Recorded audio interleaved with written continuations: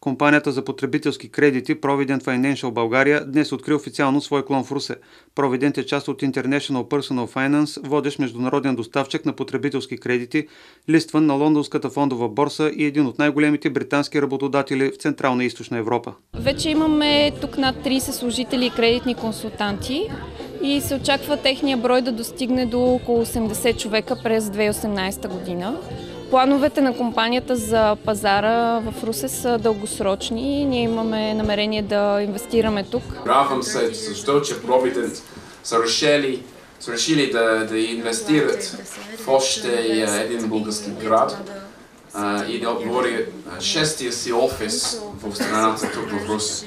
Provident постепенно ще разшири дейността си в Свищов, Бяла, Борово, Две могили и Полски Тръмбеш. В национален мащаб компанията има повече от 5000 активни клиенти, обслужвани от над 300 служители и независими кредитни консултанти.